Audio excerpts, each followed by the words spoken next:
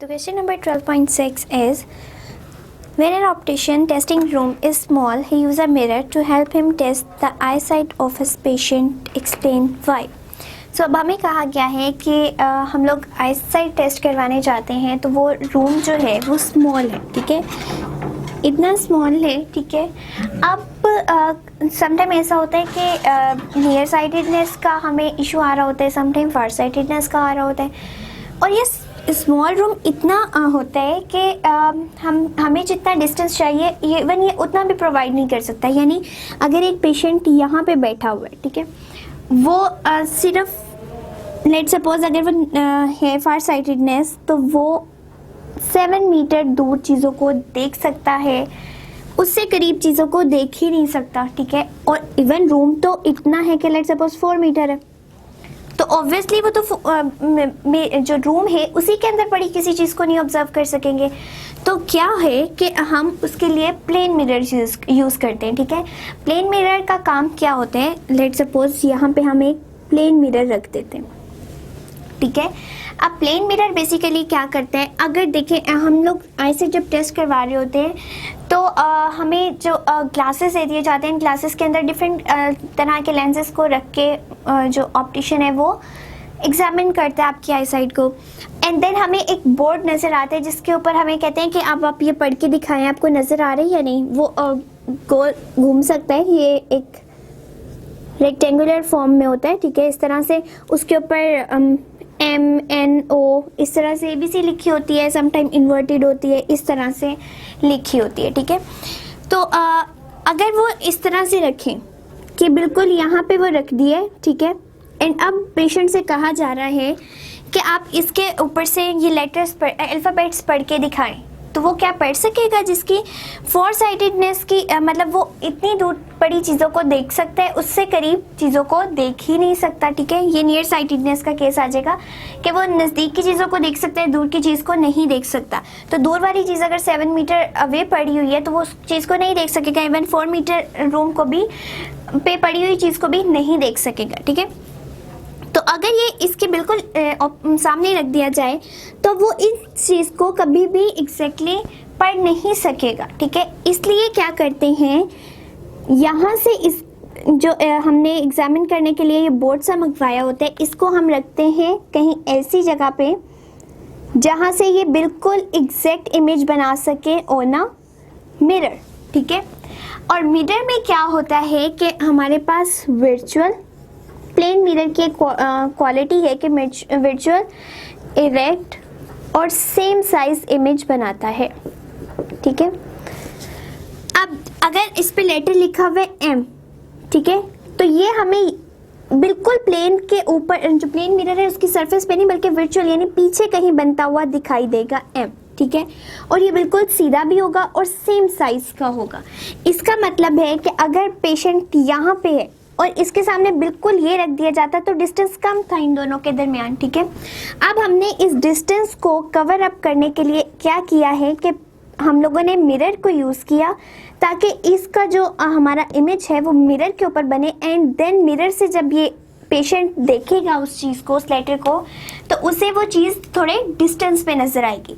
तो इसी वजह से हम लोग एक स्मॉल रूम जो में प्लेन मिरर्स यूज़ करते हैं ताकि हम पेशेंट के दरमियान और ये जो अल्फ़ाबेट्स हैं जो कि हमें एग्जामिन करने में आईसाइट को हेल्प आउट करेंगे, उनके दरमियान डिस्टेंस को बढ़ा सके। और वह सिर्फ उसी केस में बन सकता है अगर हम प्लेन मिरर को यूज़ करें, क्योंकि वो हमें वर्चुअल इरेक्ट और स्मॉल साइज इमेज देता है।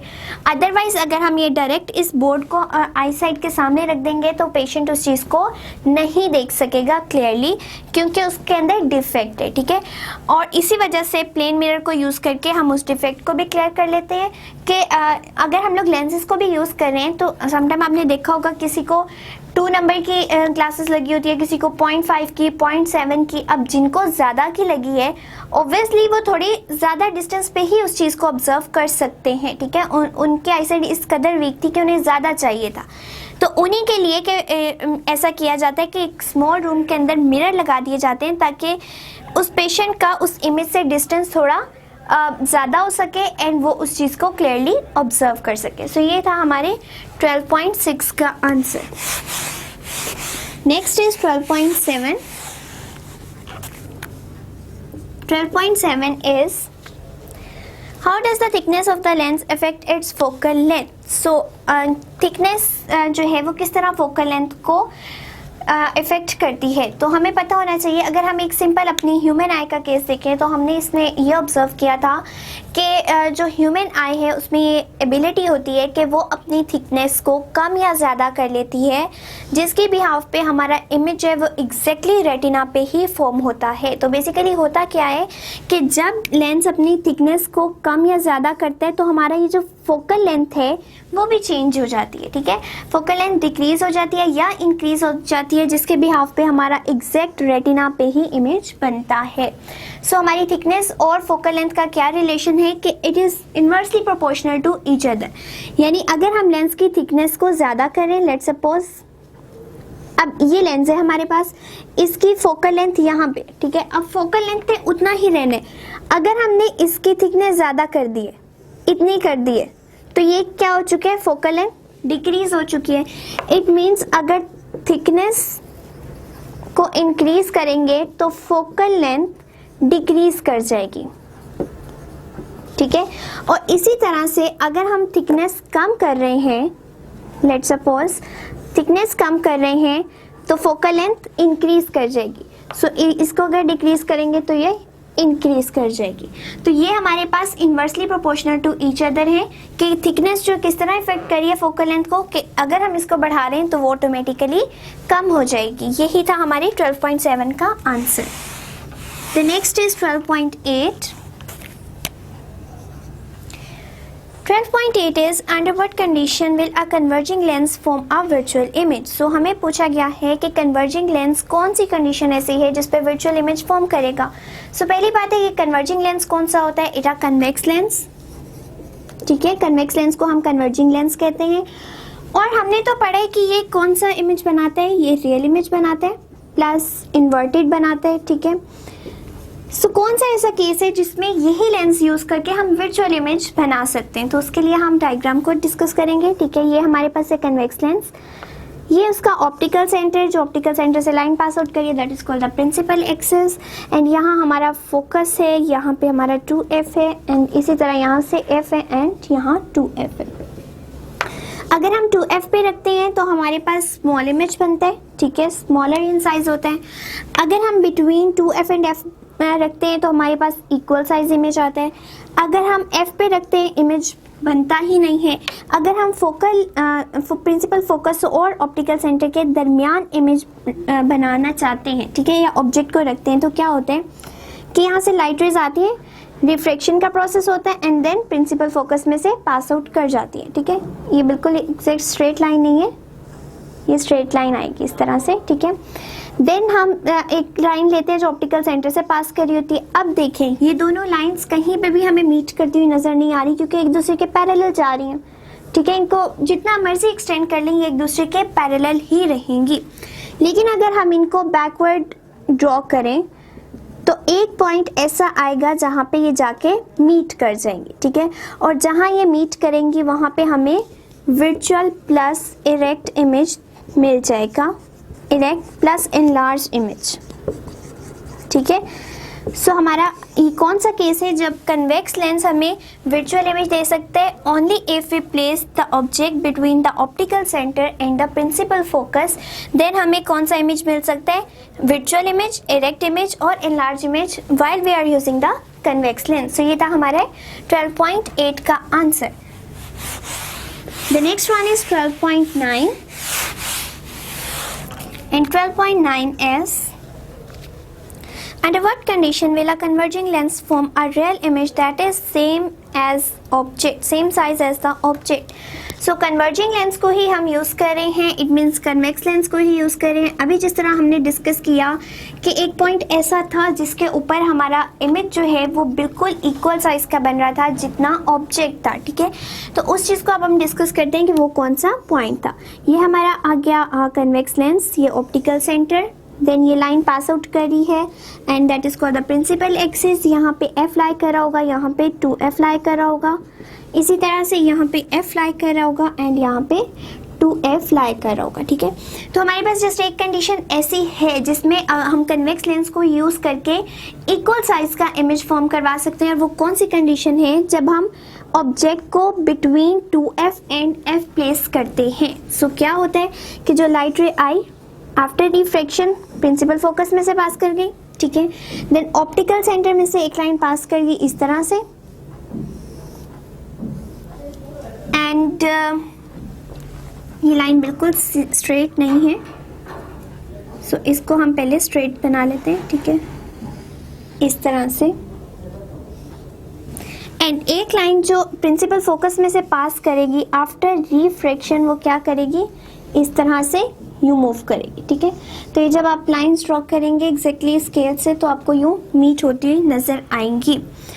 सो क्या होगा कि हमारा जो इमेज है वो बिल्कुल एग्जैक्टली सेम साइज में बनेगा। ये हमारा लेंस जो है वो थोड़ा बड़ा है, इसको, ये लेंस है,